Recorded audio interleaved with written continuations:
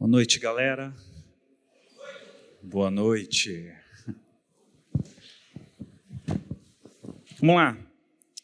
A satisfação poder voltar em congresso de jovens. Como o Alex disse, eu estive com os adolescentes aí no Acanzeca e foi assim, adrenalina o tempo todo, né? E aí o Davi e o Alex me desafiaram a ler o livro. E eu falei assim, cara, eu encontrei parte da minha história escrita nesse livro. Assim, do que eu vivi, dos quase já 20 anos de ministério, atuando no campo, vivendo no campo intensamente. E aí eu vi que essa revolução já começou há muito tempo na minha vida.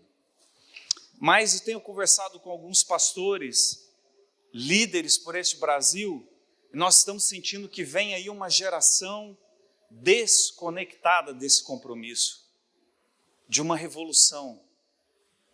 Eu fui pregar num congresso e o grupo de jovens, de líderes daquele congresso, se reuniu comigo assim e falou assim, Adriano, nós precisamos dar uma injeção de ânimo nessa galera e eles perderam a identidade com a nossa história. Eu falei, fala um pouco mais. E aí então eu percebi que existia na minha frente uma geração de jovens que tinham perdido seus avós num trem fugindo do seu país. Que tinha uma geração na minha frente que viu os pais chegarem e lutarem por uma vida melhor.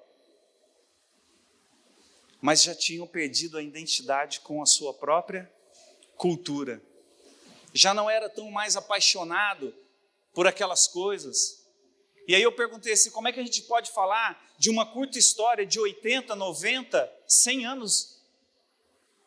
Se você não tem identidade com essa cultura, quem dirá com um homem que morreu na cruz há mais de 2000 anos? Isso é utopia. Ou nós começamos a fazer uma releitura, ou nós começamos a fazer uma limpeza nessa casa, ou nós vamos viver esse evangelho medíocre o resto da nossa vida. A gente faz de conta que, cara, tá bom, entendeu? Ninguém me tira da zona de conforto, deixa eu vir no meu acampamento, curtir e vou embora. Então eu quero pedir com todo carinho, com todo amor a vocês, permita que Deus fale ao seu coração. Eu, quando sou desafiado, eu começo a me derramar e falar assim, Deus, o Senhor está falando primeiro comigo, é isso que eu preciso fazer na minha vida. Há tantas coisas em mim que precisam mudar, miserável homem que eu sou. Então deixa Deus fazer isso com você. Não saia daqui desprezando aquilo que Deus preparou para você. Quando nós falamos de uma revolução irresistível, nós estamos falando de algo que vai mexer nas estruturas básicas da sua vida. Nós falamos de algo que é tão irresistível, cara, que não dá para não falar. Eu não consigo. Alguém chega perto de mim e eu já quero compartilhar, porque é algo que aconteceu em mim, foi maravilhoso, está explodindo. Será que nós temos visto uma geração de jovens vivendo essa revolução? Uma revolução que vai além das paredes de igreja, além dos hinos que cantamos, além das mãos que levantamos, de uma geração que sai e diz o seguinte, cara, eu vou ficar com você aqui essa noite.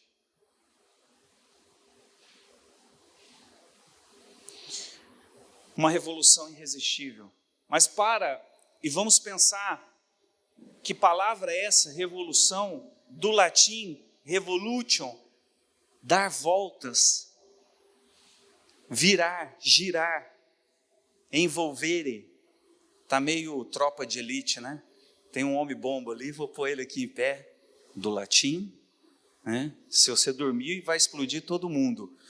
Então imagina que o que eu estou falando é que são essas voltas que a sua vida vai dar. Que é desse contexto que a gente está falando, de envolver-se e deixar essa revolução acontecer. Esse giro constante que a sua vida precisa dar. No sentido figurado, essa revolução também pode significar uma transformação profunda, algo que mexe nas raízes. Algo que mexe nas raízes. Está incomodando a luz aí, galera? Quer que diminua um pouco? Tem jeito? Por favor? Aí vocês não ficam sofrendo, né? Então, falar de uma revolução que mexe nas raízes. No âmbito físico, quando a gente fala de revolução, remete a um movimento em torno de um eixo. Na minha infância, a minha primeira profissão foi serralheiro e torneiro mecânico. E eu aprendi muito bem o que é você colocar uma peça numa máquina e fazer com que o eixo seja perfeito, central. Senão você consegue comprometer toda uma engrenagem, um sistema inteiro. Na mecânica nós dizíamos que um eixo fora do ponto, ele deixa todo o sistema manco. Então, eu só estou falando da palavra revolução, e se você pensa que esses giros acontecem na sua vida, agora pensa se você tem um ponto central, se você tem um eixo. Cara, quando eu olho para a vida de alguns jovens, eu vejo que eles andam em torno do nada. Não tem eixo, não tem porto. Antigamente eu olhava para o meu avô, que foi uma referência na minha vida, e eu falava, vô, e olha que ele não era cristão. Mas na figura do meu avô existia caráter. Com 11 anos de idade, o meu avô me deu uma caixa de ferramenta e falou assim, Adriano, tem duas coisas que você não pode perder. O seu nome e a sua dignidade. Não volte para casa trazendo desonra para a família. Caixinha de ferramenta. Então, parece que a nossa juventude perdeu essa conexão, esse eixo central, esse parâmetro de referência. Quem quer referência para a nossa juventude aí? Me fala. Anitta? MC, sei lá o que, Bocão? Quem são as referências da nossa juventude? A quem nós queremos nos espelhar? Qual é o eixo que está conduzindo as suas voltas? E eu só estou falando da palavra revolução. Nós temos que ter um ponto fixo, um eixo de referência. Quando alguém olhar para você e vai falar assim, cara, você é um jovem seguro. Eu sinto que você tem referências na sua vida. Existe um padrão. Que bacana.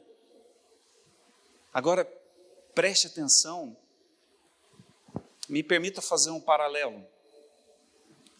Embora algumas coisas a gente não goste, tudo, mas Augusto Cury é um homem muito respeitado, um escritor, um pensador, um psicanalista. Em um dos congressos que nós participamos em Porto Seguro, ele falou da síndrome do pensamento acelerado. E aí, cara, aquilo me veio como um paraquedas para o mundo espiritual. Eu falei assim, não, fala mais um pouquinho aí. Falei, cara, que fascinante. Ele falou assim, atenção, líderes que estão aqui presentes, vocês já se viram na frente de um jovem ou de um adolescente, que quando você tira qualquer coisa de tecnologia dele, ele fica tremendo? Dá um tique nervoso nele? Ou ele fica assim? Aí ele falou, no processo antigo, e agora falar isso aqui para vocês é muito fácil, processador e HD, né? Todo mundo conhece. O processamento antigamente era lento, né? Dava uma informação, o cara rapaz, sabe que é mesmo? Não, olha só. Aí ele ia pensar, ele ia te responder. Aí ele falou, sabe como é que os nossos jovens e adolescentes pensam hoje?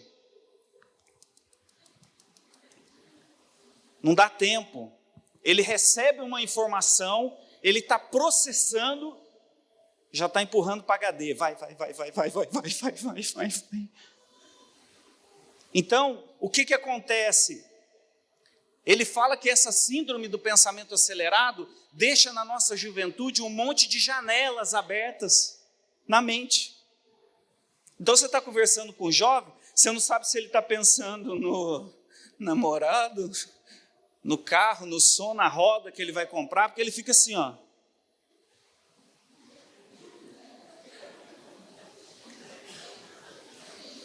Então, sabe o que nós precisamos fazer? Ei, ô jovens, vamos fechar a janela aí e fazer com que esse jovem processe as coisas naturalmente, te dê uma resposta coerente.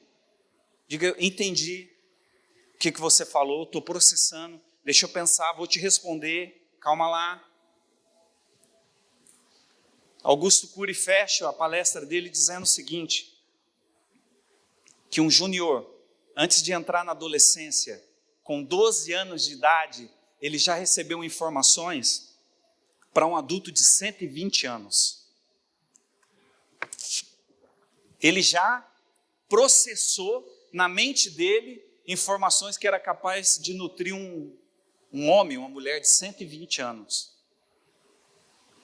Aí você fala, Adriano, que loucura, o que isso tem a ver com revolução? Nada, não tem. Agora você imagina o bombardeio de coisas que cai na sua mente diariamente. Eu sou do meio de comunicação, rádio e televisão. Sou cria, sou rato, vivia entre os cabos de televisão. Fui cabo-man, fui editor, fui iluminador, fui cinegrafista, fui de tudo dentro de uma televisão.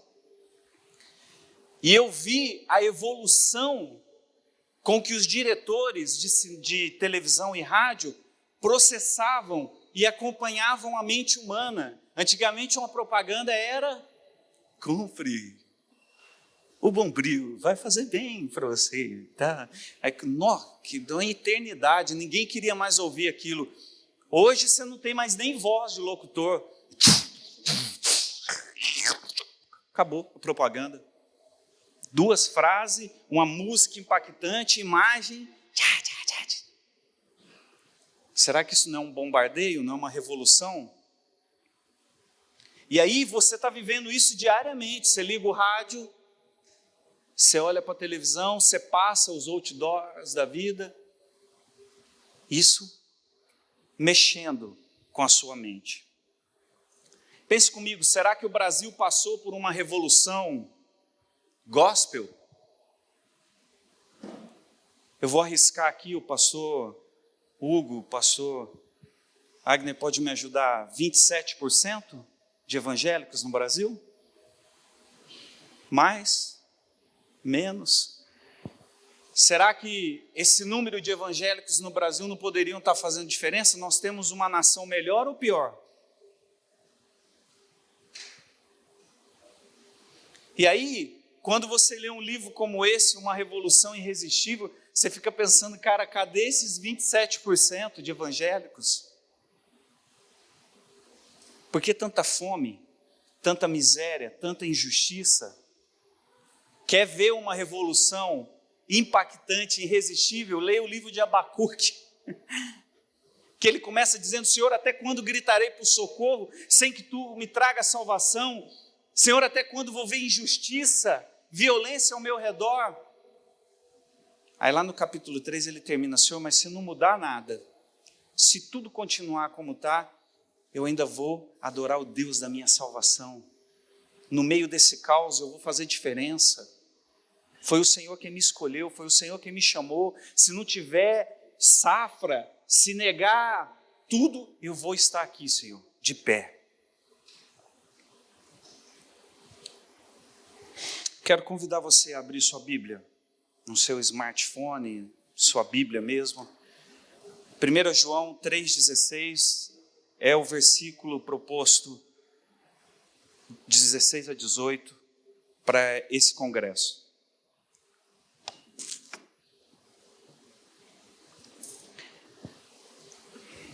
Que foi bom ter estudado ele com os adolescentes, que agora eu vou esmiuçar com os jovens. Todo mundo achou? Amém?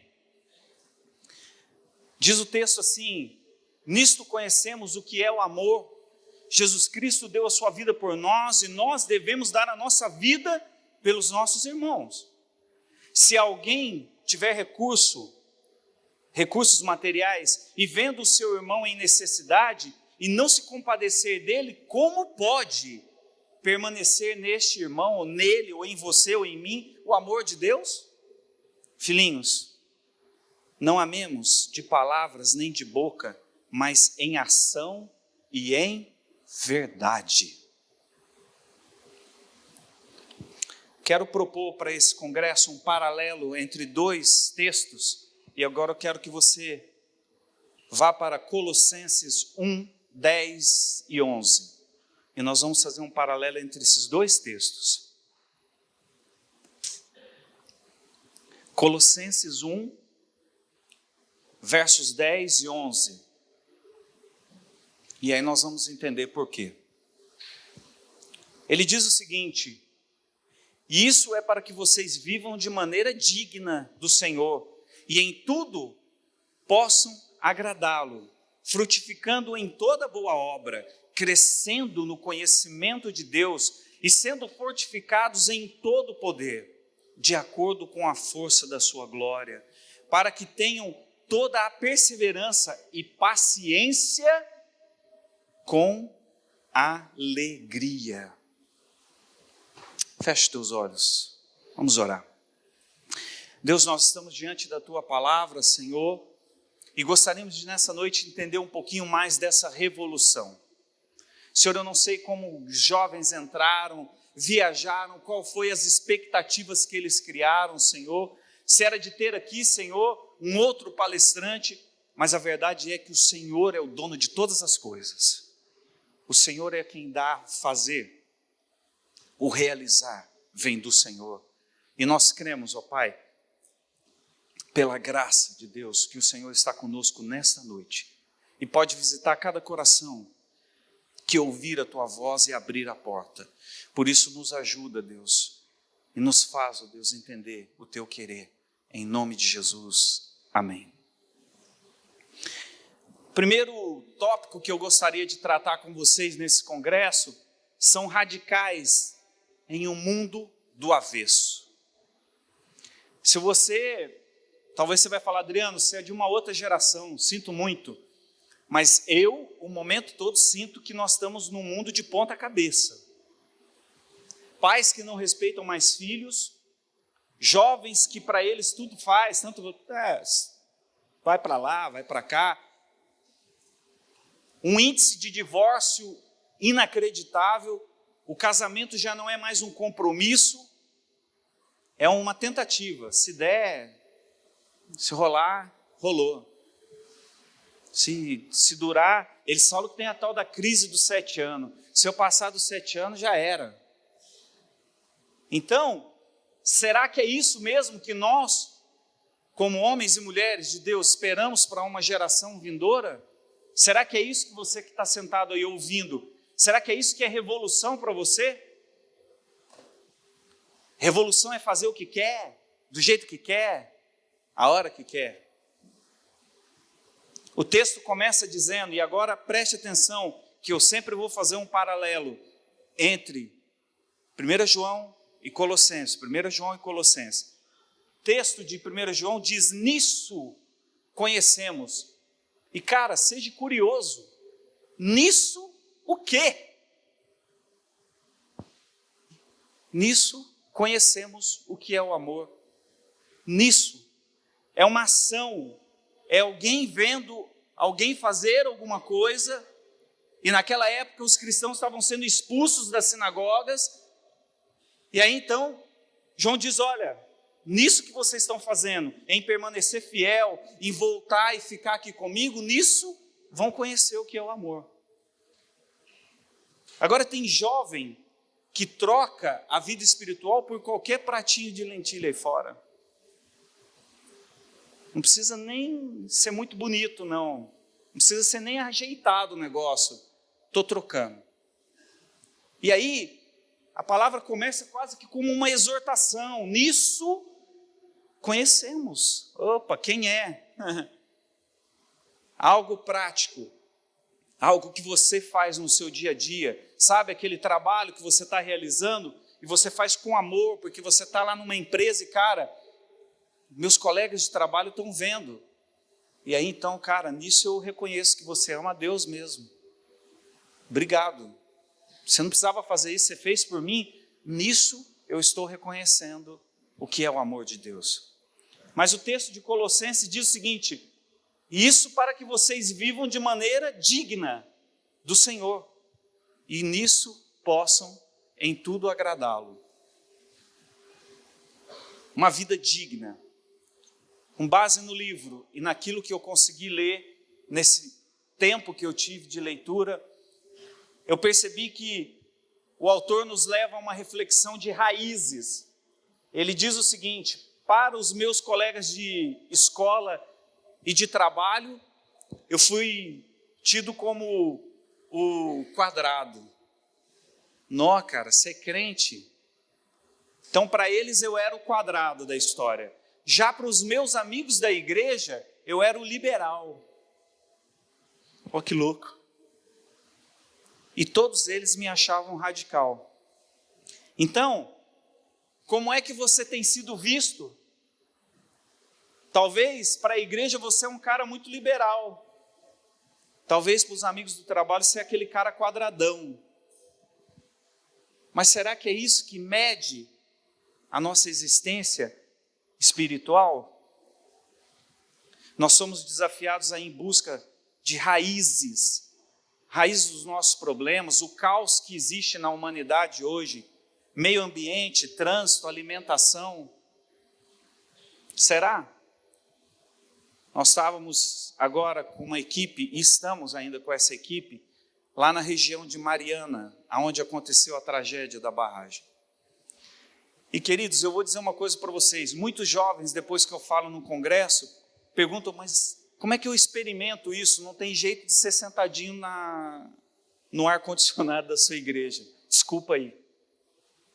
Você tem que ir para o campo. Você tem que chegar para o seu pastor e falar: pastor, eu quero ter uma experiência missionária. Será que a igreja pode me preparar? Será que a igreja pode me enviar? E é outra coisa, não vá sem ninguém te enviar, não vá sem alguém te abençoar.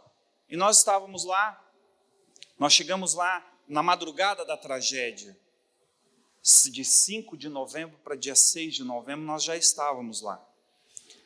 E aí então reunimos a equipe, timidamente um grupo de 25 pessoas de Belo Horizonte e região, e depois foi agregando gente do Brasil inteiro. Nós recebemos gente de Curitiba, recebemos gente de São Paulo, Rio de Janeiro, várias caravanas, mantimentos chegando das igrejas o tempo todo, contato, carreta de água, isso.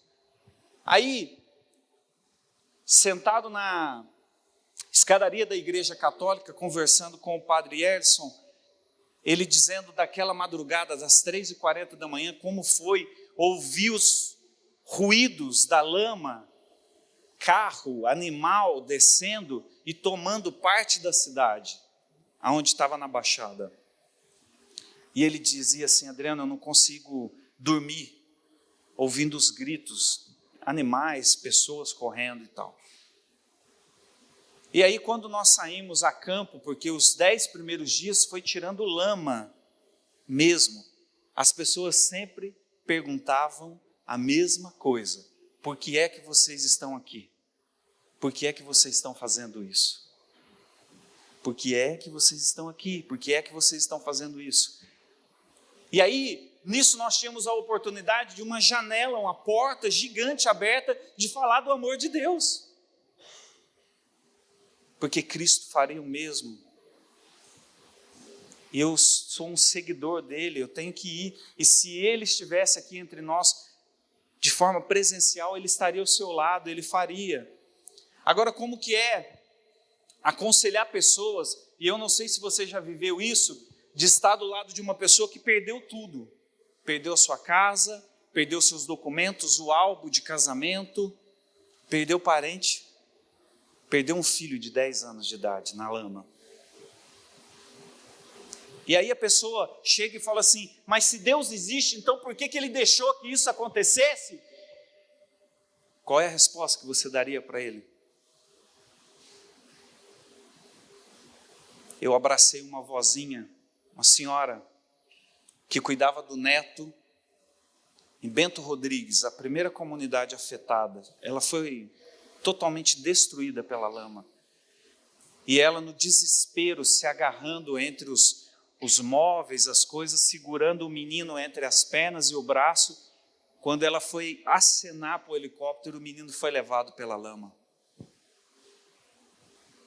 Foi encontrado 70 quilômetros para baixo, no meio de um lamaçal.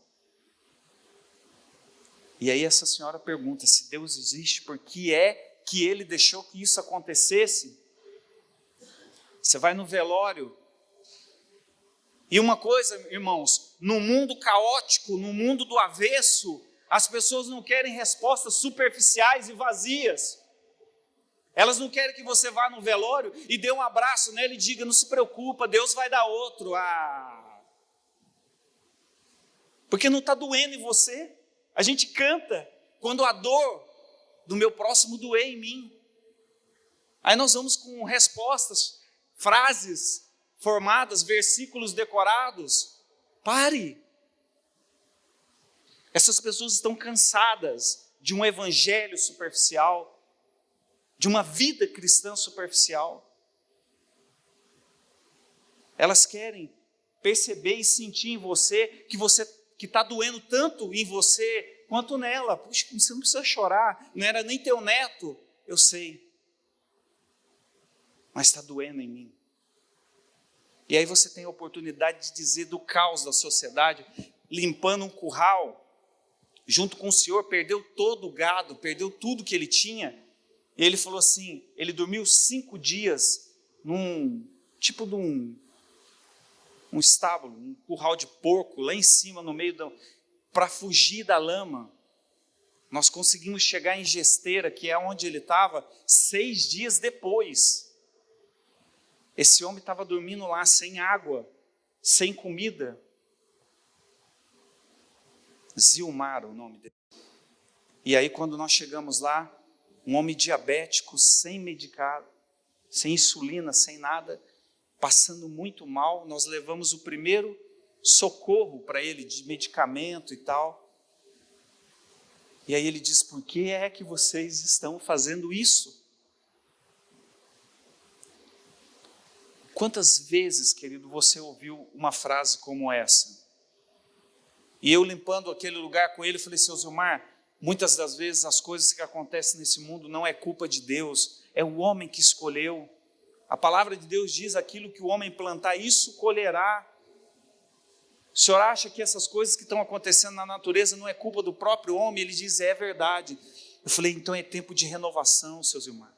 É tempo do senhor, um homem do campo, dizer que não dá mais para lidar assim com a agricultura, que não dá mais para lidar com a natureza como nós lidamos. E ele, é verdade. Então, quantas vezes que você foi desafiado por perguntas que exigem uma profundidade de vida cristã? Sai do raso. Nós vivemos nesse raso o tempo todo, com respostas superficiais. Quando foi que você precisou dizer, cara, estou aqui? Chega de uma geração que vive em tudo que faz uma vida superficial, nos seus relacionamentos, no conhecimento de Deus, no amor, na paz, na alegria. Tudo é superficial. A paz de um jovem, uma paz que qualquer coisa rouba a sua paz, superficial. Os relacionamentos são superficiais. O seu conhecimento de Deus, superficial. De ler e de me contarem quem é esse Deus aí, superficial. Voltemos ao texto.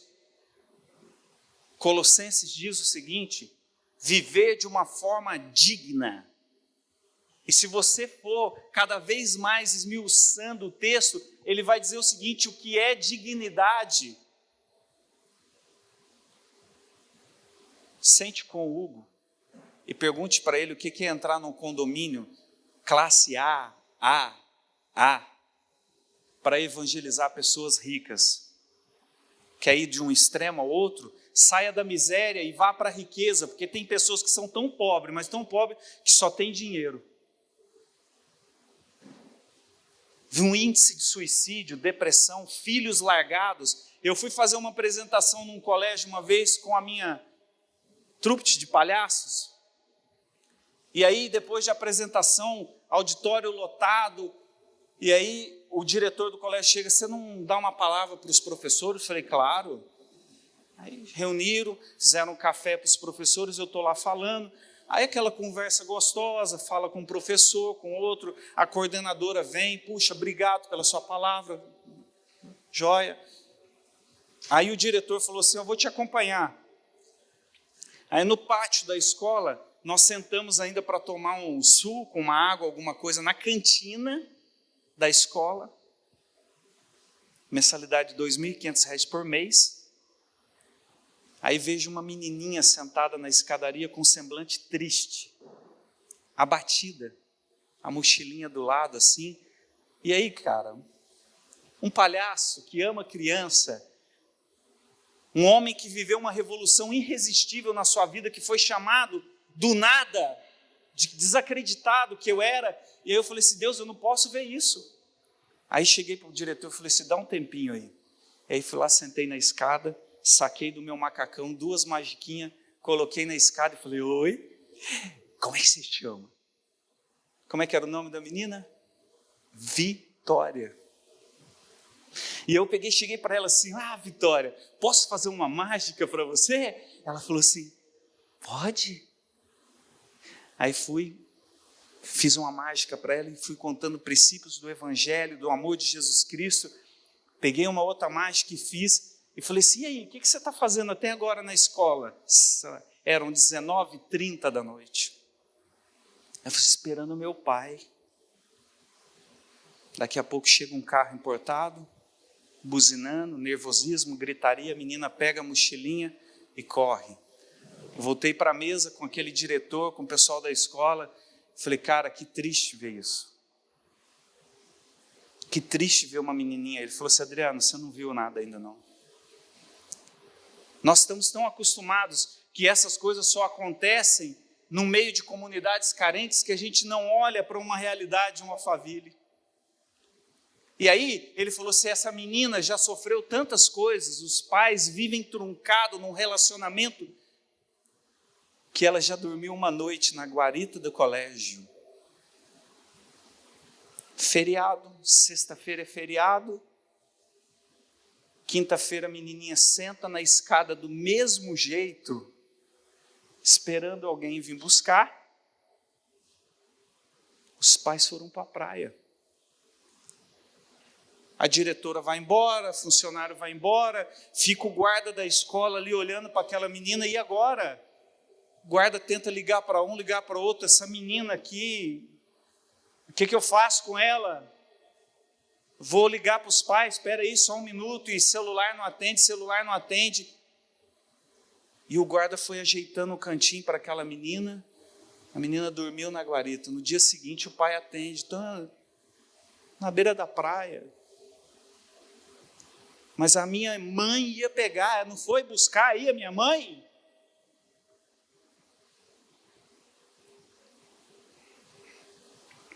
A pergunta que eu quero fazer é se vocês desejam ser essa geração mesmo. Revolução, esse eixo central que nos dá o norte, essa coisa que precisa voltar de novo a ter conexão. Será que nós vamos viver um cristianismo superficial o resto da nossa vida? E o que tem roubado a nossa dignidade, como essa menina, eu diria que algumas coisas já foram roubadas da vida da Vitória. Não sei se você chegar para uma menina dessa e dizer se ela se sente amada, não sei. Se ela tem paz. Mas o texto continua. E quando a gente fala de dignidade, eu queria perguntar para você que está aqui: será que a nossa ganância rouba a nossa dignidade? Será que a nossa vaidade extrema, o nosso orgulho rouba a nossa dignidade?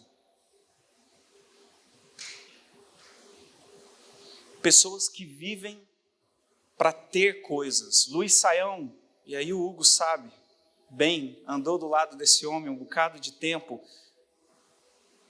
O Saião, ele costumava dizer o seguinte: quem for me dar presente, dá em dinheiro, que eu vou mandar para uma obra assistencial. Tem um irmão na Indonésia sofrendo, então não quero nada. Ele sempre tem a mesma calça, o par de sapato é aquele, e a calça é meio catafrango ainda assim, ó. Aí você vê um homem desse virar e falar assim: nós viramos uma sociedade que gastamos o que não temos para comprar o que não precisamos e ostentar quem nós não somos. Nós vivemos em torno disso o tempo todo. Cara, eu me enfio no cartão de crédito, eu gasto o que eu não tenho para comprar o que eu não preciso, para mostrar quem eu não sou. O tempo todo. E será que isso não te rouba a dignidade? Será que nós não entramos numa loucura da vida?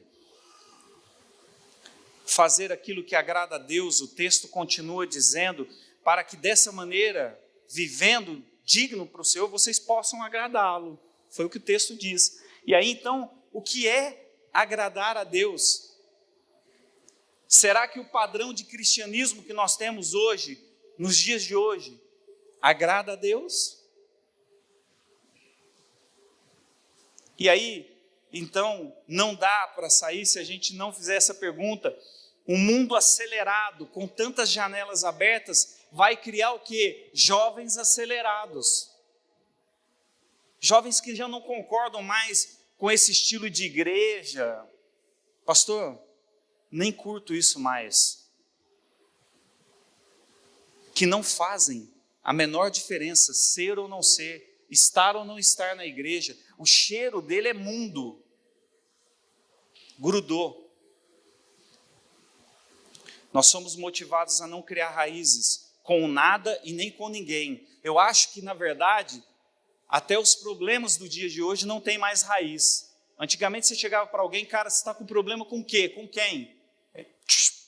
Hoje, você vai conversar com um jovem, com um adolescente: estou em crise. Crise com o quê? Não sei. Mas o que está acontecendo? Aonde? Então, né? Então o quê, filho? Fala alguma coisa. E aí, você não acha uma pega, você não acha uma raiz. Esse adolescente vive no mundo fantástico dele lá. E aí, cara, cadê a raiz? Nem o problema não tem mais raiz. Nós somos desafiados a ser diferente e fazer diferença. Talvez os seus amigos da escola, da sua faculdade, do seu trabalho vão te achar quadrado mesmo.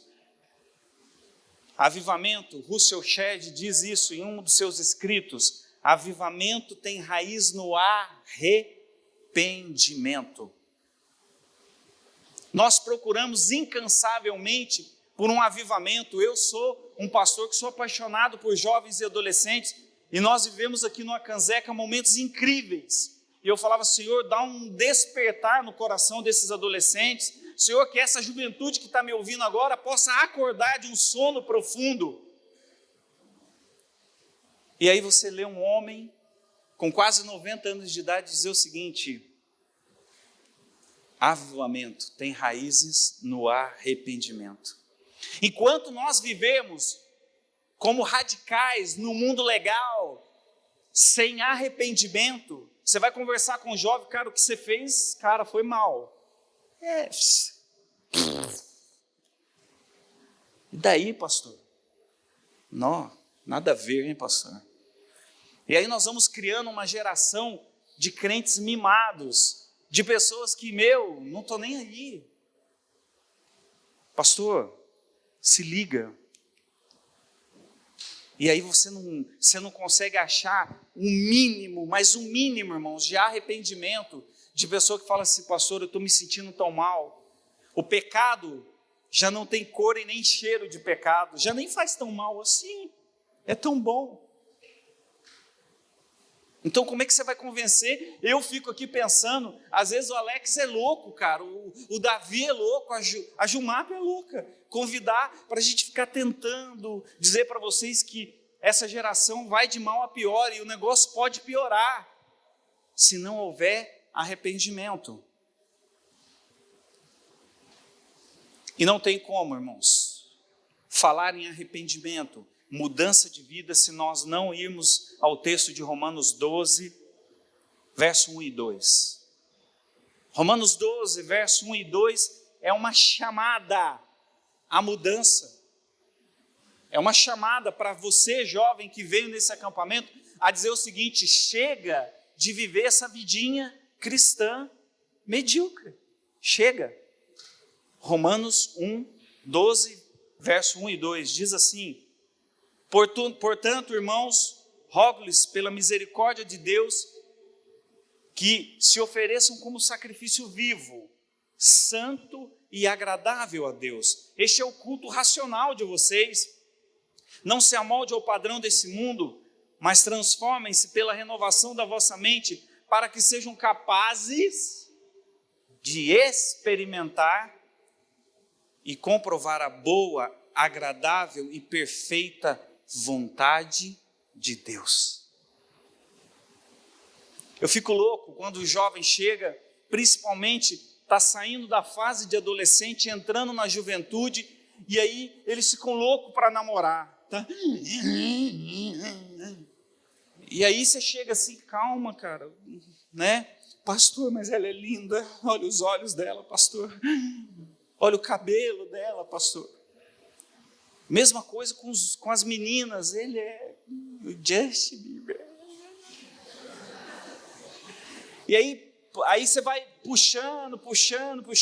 Pastor, só tem um probleminha, ele não é crente. Mas ele vai, pastor, se converter, eu vou orar por ele. Ele já até veio no culto de jovens, pastor. Na noite do pijama. Ele queria me ver de baby doll. Então, aí você fala assim, cara, como é que essa geração quer experimentar a vontade de Deus? E aí você fala assim, questiona um pouquinho, aperta o jovem, mas será que não é vontade de Deus para a minha vida, pastor? Não sei. Você quer experimentar a vontade de Deus? Vamos voltar um pouquinho. E aí nós queremos ser servidos, queremos a vontade de Deus. Deus, venha em mim a tua vontade o tempo todo. E Deus está falando, mas tem umas mudancinhas aí para fazer que está bravo. Você quer viver uma revolução irresistível na sua vida? Sacrifícios e renúncias serão precisos. No passado, os homens vinham para serem perdoados de pecados, uma nação, uma geração, uma família, traziam ao altar animais que eram mortos, derramavam o seu sangue, queimavam, e assim era feito. Mas nesse texto nós não estamos falando de sacrifício. Você chegar e falar assim, quanto custa o meu perdão? Quanto é que custa? Não. Nós estamos falando aqui de sacrifício vivo. E quando você se antena para essas coisas que a Bíblia faz, é fantástico. Porque ele não está falando, ó, traz uma oferta aí qualquer, escolhe um bezerro, um pombo, vem aí e mata, tá bom. Não, ele está falando, ofereçam como sacrifício vivo, que eu quero ver colocar uma oferta viva no altar e ela parar. Você matou, acabou. Agora é quando você vem consciente, de forma racional, e diz, Senhor, eu estou vivo, consciente do que eu estou fazendo, essa é minha oferta viva no altar. É o que o texto está dizendo. Não é oferta morta. Não, viva. Deus, eu estou vivo. O meu ministério, as coisas que eu quero fazer, esse radical, essa revolução na minha vida, Deus, eu estou vivo. E meus irmãos, o que tem de crente morto na igreja é brincadeira. Oferta que fede. Agradável. como podemos agradar a Deus, e vimos isso no passado. Será que é só vir no acampamento? Será que todo domingo você bate cartão na igreja e diz, ó Deus, estou de boa, eu não faltei um domingo esse ano, hein? Ó, que é isso, hein? Não sei se na igreja do Hugo, do pastor Wagner tem, mas muitas igrejas têm os diáconos que já são treinados para a salinha do balde, né?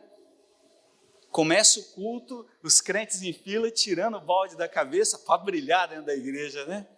Oh, coisa boa. Acabou o culto, todo mundo filinha, bate o cartão, cada um pega o seu balde, com o seu nome, não esqueça, né? Observe se não pegou o balde do irmão. Que aí no mundo, mete o balde na cabeça, brilhar só domingo que vem. Agradar a Deus é isso, irmãos. Será que é vir no acampamento? Será que é ir na igreja? Eu não sei, eu estou fazendo perguntas e eu queria que você pensasse aí, sentadinho, onde você está. Cara, será que a minha vida está agradando a Deus? Será que o meu culto, será que a minha oferta está agradando a Deus? Só estou perguntando.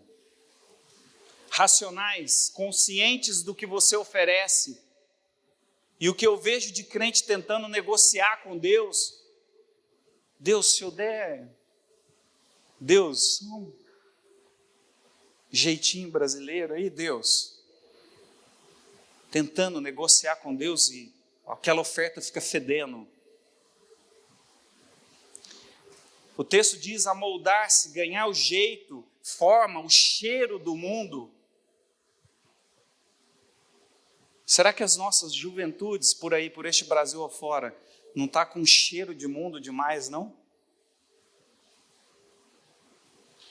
Será que esses gospels da vida aí não está fazendo um pouquinho de mal para a gente, não?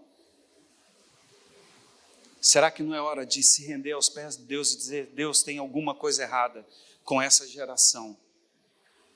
E se o meu povo chama pelo meu nome, clamar, se humilhar, arrepender, eu vou ouvir. A renovação de mente, e interessante como tudo começa na cabeça, irmãos. Presta atenção. Você começa a maquinar uma coisa, menina, quando olha para outra menina e acha outra, se eu pudesse pegar ela. Sabe, aí ela começa a maquinar as coisas na cabeça, ela olhou para o meu vestido, ela não gostou do meu sapato. E aí vai processando. Aquilo contamina o teu coração e provoca reações incríveis. Você vai ver isso em um texto que diz o seguinte, tudo começa com uma pequena raiz de amargura, aí daqui a pouco vira ódio, raiva, rancor, gritaria, toda sorte de mal. Então toma muito cuidado com o que você fica maquinando o tempo todo na sua cabeça. A revolução que Deus quer fazer, ela precisa ser consciente. Deus, eu estou consciente, eu quero renovar minha mente, o que eu venho pensando não tem feito bem, eu quero colocar na minha mente coisas boas, eu quero trazer à memória aquilo que me dá esperança. Por que um missionário arrisca a sua vida, larga tudo e deixa para viver de uma forma simples? Por que Deus pode chamar alguns de vocês aqui para viver isso? Paixão, para que outros vivam, vale a pena morrer. E esse morrer começa aqui nessa terra. Interdependência ou independência. O texto diz o seguinte, frutificando em toda boa obra, crescendo no conhecimento de Deus. Quando nós falamos de uma revolução irresistível, nós falamos de um impacto, algo que vem. E pelos frutos nós conhecemos a árvore, irmão. Ou melhor, os ramos. Pelo fruto que ele dá, você conhece. O jovem começa a andar demais com o não crente. As amizades dele não tão legal. Não estou dizendo que você não possa ter amigos não crentes, é até bom, desde que você esteja preparado para influenciá-los e trazê-los para o nosso meio. Agora, o duro é quando você vê um sinal de que aquele cara está vivendo demais do lado de lá do que de cá. O comportamento dele está mudando. A rotina dele está mudando. O linguajar dele está mudando. A frequência na igreja está mudando. O sonho de todo jovem é ter a sua independência. E a independência nos leva a viver pelas nossas próprias forças. Eu não preciso de ninguém, sou dono do meu nariz, eu tenho a minha casa, eu tenho o meu carro, o meu melhor trabalho. Foi isso que eu escolhi, eu fiz a melhor faculdade. Eu quero isso. Conquistei a minha independência. E a Bíblia vem e nos ensina a viver nessa interdependência um dos outros. E nós não queremos. Porque a Bíblia diz o seguinte, é melhor que sejam dois, porque se um cair, o outro levanta. Sem raízes, qualquer um de nós vai secar e morrer. Se você não tiver amigos que orem com você, se você não tiver amigos que chorem com você, se você não tiver um pastor que cuida de você, você vai secar e vai morrer na vida espiritual. Texto de João 12, e quando eu falo de morte, tente diferenciar morte espiritual e renúncia para a vida eterna.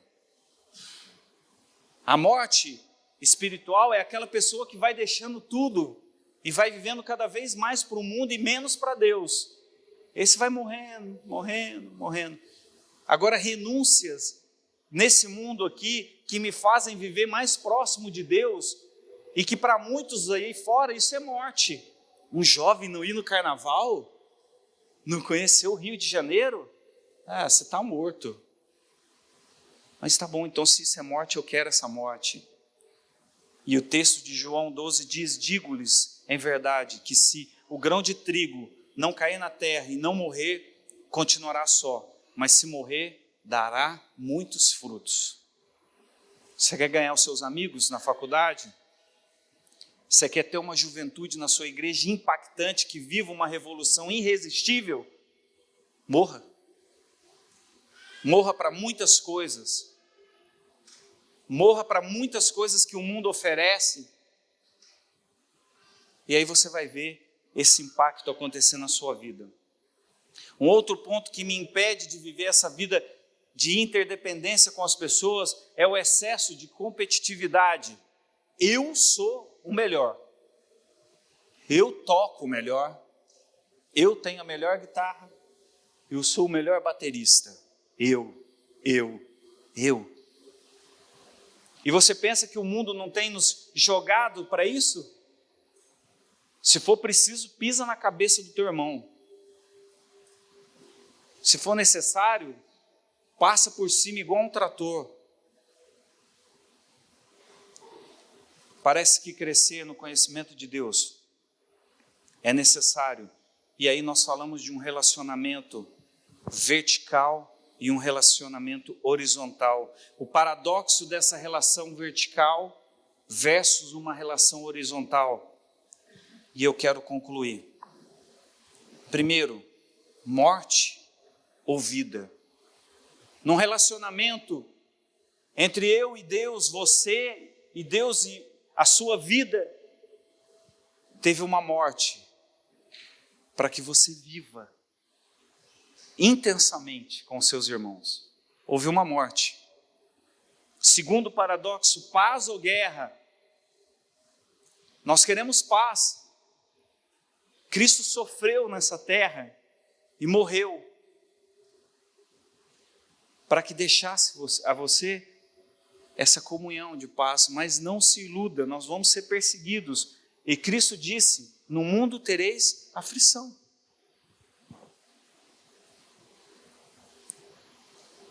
Terceiro e último, ganhar ou perder. Nós estamos na lei da vantagem, o tempo todo perguntando, eu quero ganhar, o que eu vou levar de vantagem?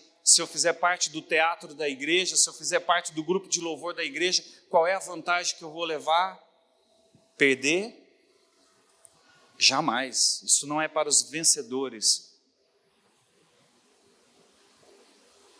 Queria chamar a equipe de louvor aqui, queria convidar você a ficar de pé.